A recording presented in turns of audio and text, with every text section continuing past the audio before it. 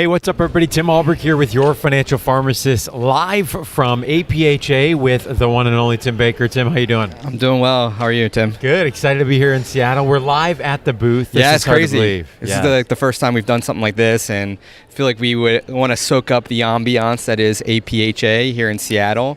Unfortunately, Tim Church is unable to join us, but we have a crack team that's going to be help manning our booth. Christina, our new associate planner, is here. We'll probably have her on the podcast a little bit later. But yeah, I'm excited. It's a lot of buzz, I think, in the air, and we had a good opening night last night. A lot of people stopping by the YFP booth. So yeah, it's been good so far. Yeah, it's going to be a great meeting. We're excited for not only the exhibit hall, we're going to be doing some financial roundtables this afternoon with students and new practitioners. Talking about budgeting, investing, home buying, student loans, and then we're going to do a workshop tomorrow afternoon. All about goal setting, finding your why, and budgeting. So all things personal finance and pharmacy, that's what we do at Your Financial Pharmacist. That's what we're doing here at APhA, and a shout out to the partnership we have with APhA. Absolutely.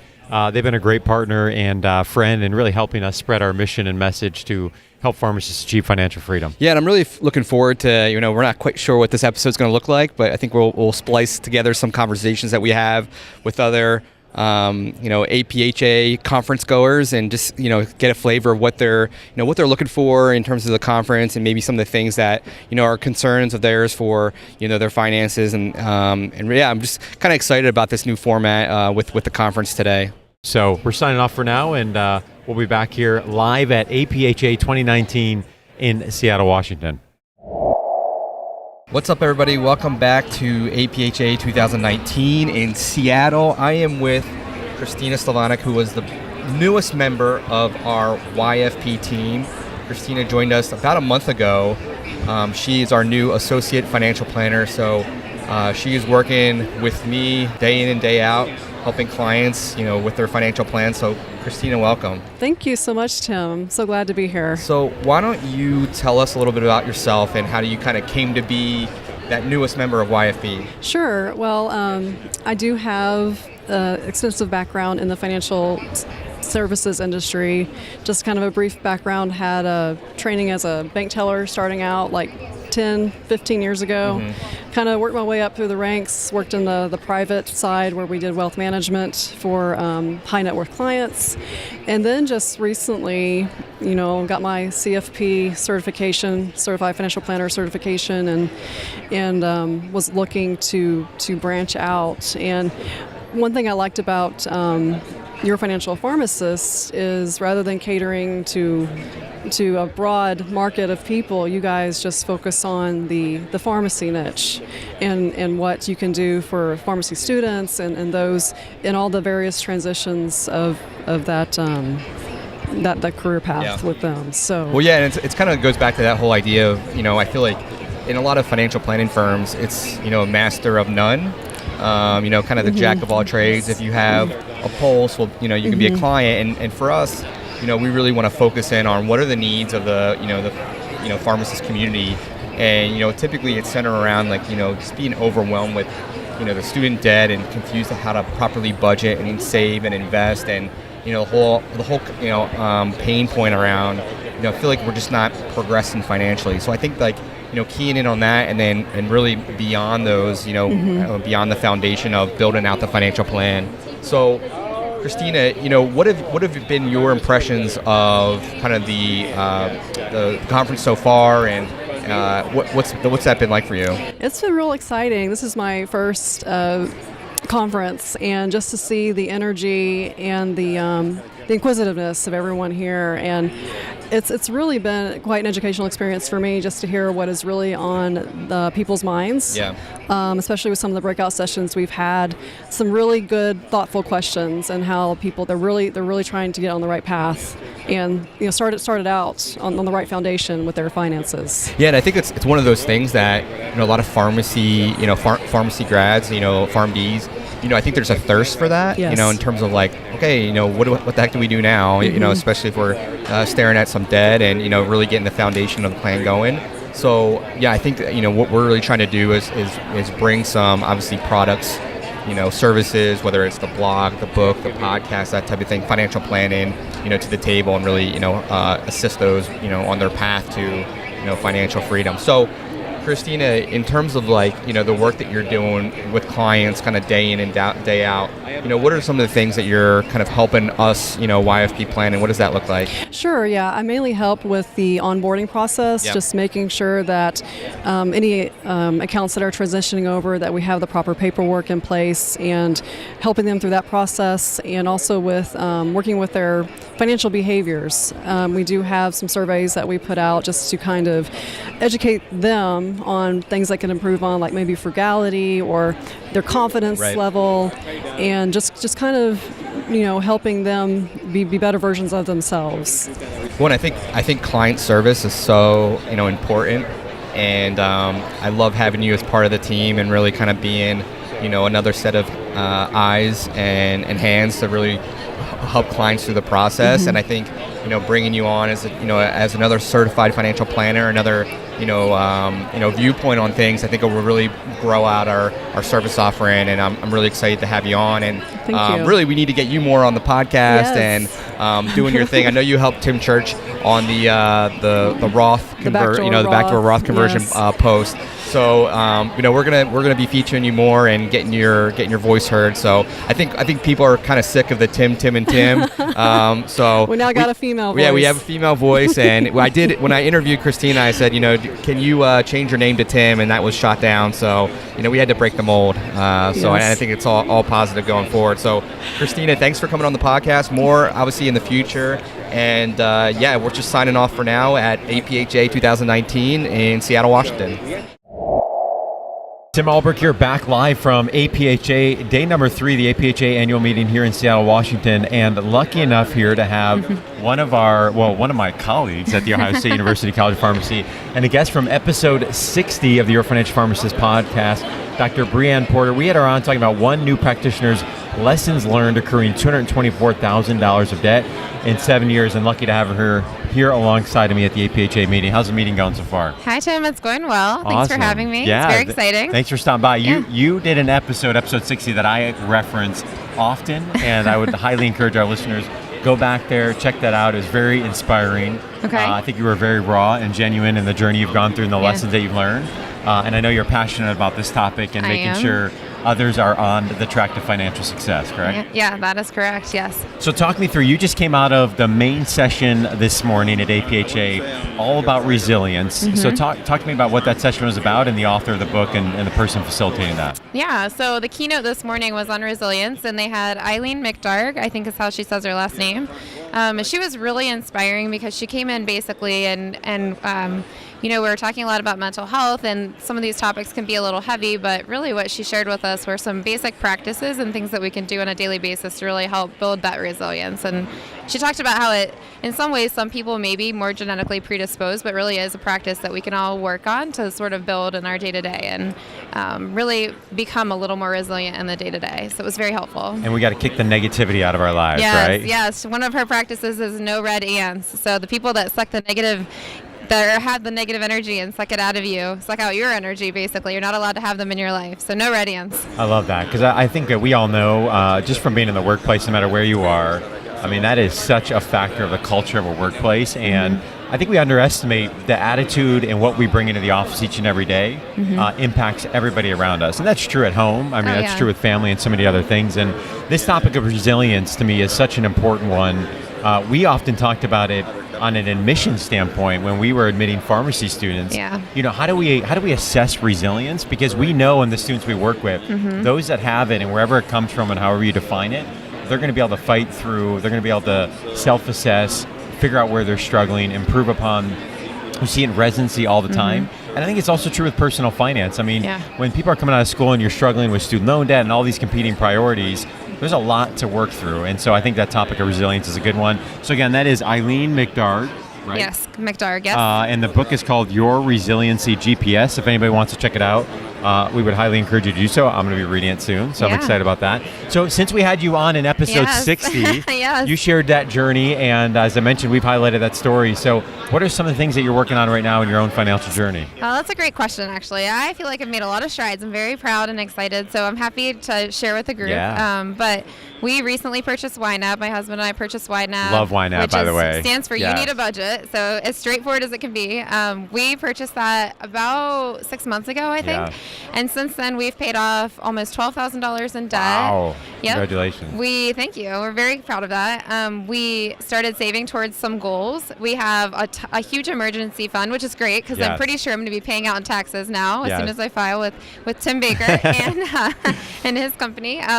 But yeah, basically we've just really been able to, I think, become more confident in our financial health and really feel more comfortable because, things happen now. And I had a dog emergency the other day. My dog consumed 15 ounces of dark chocolate and had to spend a night at MedVet. And, a year ago, I would have just been carrying that balance for months probably. And it felt so good to be able to just hand over the cash and be done with it. So. And you can't put a dollar amount to that peace of mind, right? No. Oh my gosh, no. I sleep so much better every night just knowing that I have, I've paid off the debt, but also that I have that money aside now too. So. Yeah, I'm with you. And that's a hard thing. We talk so much about the numbers, but when you talk about peace of mind, you talk about being on the same page with a spouse. When you talk about defining your goals and knowing you're working toward achieving them, like that's the stuff that really matters. And what I love about your journey and thinking about where you kind of came in a very passive participant in your financial journey to a very excited, motivated participant in your own journey. I mean, that's really what it's all about. You caught fire with it, and we often at Ohio State, we end up in financial discussions, and other people have to hear us talking about budgeting and all that other stuff. So thank you so much for sharing kind of an update. And again, for those that didn't listen, go back and check out episode 60 of the podcast where Brianne shares a lot of her stories. So have a great rest of your meeting. Thanks, Tim. You too. I'm here with Gina, who is a P2 at Virginia Commonwealth University College of Pharmacy, VCU School of Pharmacy, and here back at the APhA meeting. Excited to have you stop alongside of the booth. You just purchased a copy of Seven Figure Pharmacist. Grateful for that, so thank you. So tell us a little bit about yourself, where you're at, obviously in your journey of pharmacy school, and how the meeting's going so far here at APhA. As Tim said, I am a P2. I'm currently looking to pursue perhaps a residency or fellowship. Okay. I'm not too sure yet, but definitely I'm also interested in compounding as well. I picked up the Seven Figure Pharmacist book because I was interested in, well, first off, schools don't really touch upon, financial skills. We do host occasional lectures and talks, but I feel like this is definitely an essential skill.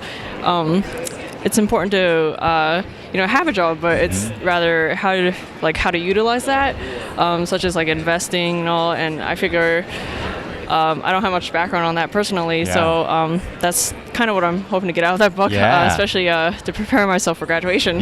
So I'm so excited to hear you energized about this topic as a P2. As I think back on my journey, part of the pain that I had, paying back $200,000 student loan debt, is I wasn't thinking about it early enough. So, the fact that you're thinking about this early tells me that you're passionate about learning, and that will be everything in terms of your journey. And so establishing that principle of learning early on is so important. So kudos to you for investing in that. It's an important thing to do. Thank you. I mean, especially in this day and age, tuitions are rising, with any, school, undergrad especially.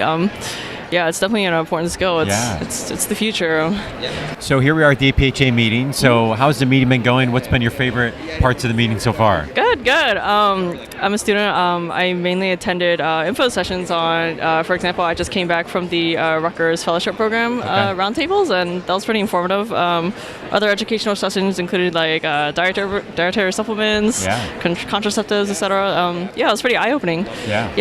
Great meeting. It's been beautiful here out in Seattle, and I know that coming from the East Coast, the travel certainly can be exhausting, right? But it's a great city here in Seattle, and thank you so much again for just taking time, and thank you for your support of the work that we're doing, and best of luck to you going forward. Thank you. Thank you for having me.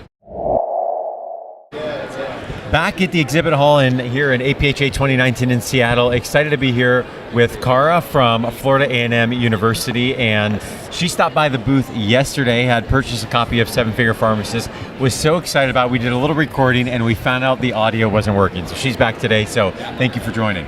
No problem at all. It's a pleasure. Yeah, so tell me a little bit about yourself, what year you are in pharmacy school, and how your meeting's going so far. So I'm a P3 student from Florida A&M, and my meeting is the meeting's going amazing. You really get to network, and that's so important in this job field right now. Absolutely.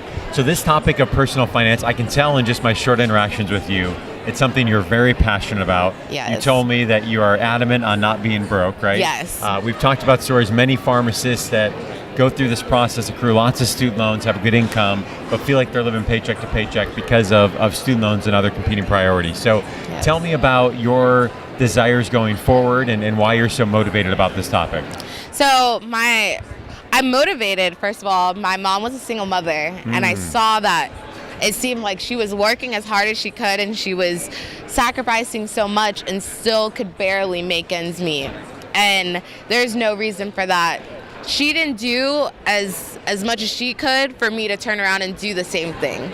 It's always, you're supposed to grow. Yes. So it's important to have financial literacy, and she really pushed to me like, hey, you need to count your coins. Yeah, absolutely. And I think, what I love in my talking with you just for a short time, you have caught fire on this topic. Yes. And what I've seen is once people have that passion for learning, it's game on. And a pharmacist's income alone is good, but it's not going to equal financial success alone, right? You got to take that income and put it into work. We talk a lot about people that are income affluent, but that haven't turned that into balance sheet affluent. So it's got to be able to transform that income into wealth. So I'm excited for you and for your journey. And while we're here, I'm going to do a quick shout out for Dean Johnny Early at Florida A&M University. Just left us in Toledo, Ohio, and went down there. So thank you so much for your time, and I hope you have a great rest of your meeting. Thank you so much. Yeah, thank you. I've got Tim here with me, a P3 from USC College of Pharmacy, and grateful for the opportunity to have you here for a couple minutes. Yesterday, you stopped by the booth. I was trying to talk you into doing some podcasting, and you're a little bit nervous, but here we are back today, and you've come back, so I appreciate your time. Sure, thank you for having me here. How's your meeting going? It's pretty great. It's my third day, and I've met a lot of people and going to different booths here at the exposition, as well as go to the research poster presentation. So I think that was cool as well. And being a delegate for ROCAI and PLS, I have never been a delegate before, so that's also a new experience for me. So it's been a busy meeting, and I just found out that you are flying home very early morning tomorrow, getting into the LAX airport, driving to USC to take a final exam. So it's dedication for you to be here at APhA, invested in your professional development, which I'm excited to hear. And I can tell you're excited about this topic of personal finance as well. So tell me what's top of mind for you when it comes to personal finance as a current student and thinking ahead to making that transition into new practitioner life. I think it's very important to start early. As you know, currently interest they may accrue, they don't charge, they are not like making more interest. Yes, baby interest, capitalization. Yes. They're not being capitalized. We call it baby interest. Okay, yes, but they're not making baby interest, but it's still accruing. So I think it's important now to start budgeting, see where I'm spending my money, and try to minimize all the expenses that I don't need, so that I can minimize my loans and hopefully have not too much loans, especially attending USC. So try to minimize some of that stress right later on. And I'm glad to hear you say that. We talk a lot about that while somebody's in school, it can very much feel like monopoly money, and you don't realize the impact of how that interest is growing. Right. And then to your point, once you get an active repayment, that interest grows on the principal, and then that starts growing interest, which is that process of capitalization. So for the students that are listening to this, anything you can do, Tim's got good advice here. Minimize the amount that you're borrowing, of course. Sometimes it's easier said than done. Right. Ultimately, you're trying to minimize that principal balance as well as the interest that's accruing to minimize what you're going to have to pay in active repayment. So USC College of Pharmacy, one of the top programs in the country. Tim Baker and I actually had the chance to come out there last year and talk with the students. Very impressed with the campus, top-notch students, and I'm not just saying that to say that. We left that weekend just very impressed with the USC brand, the level of students, the caliber of the students. So I wish you the best of luck, and thank you for coming on to the show. Well, of course, thank you for having me, and thank you for coming last year. We really enjoyed you being there and teach us about finance. Absolutely. Thank you. Thank you. Tim Albrecht here, back on the floor of APHA in the exhibit hall with Tim Baker. We are wrapping up APHA Annual 2019. Wow. Already. It's already, right? It's been a great meeting. It went by really quickly. It just seems like so much buzz, this year around our booth, and I think the topic of personal finance. APHA, like I said, puts on a good show here. It's been great. I don't know, Tim. I feel like coming out of these conferences, I just get so charged up. Even not being like a pharmacist myself, but just about. I know there's kind of be some negativity at times about the profession of pharmacy, but I just get super jacked up.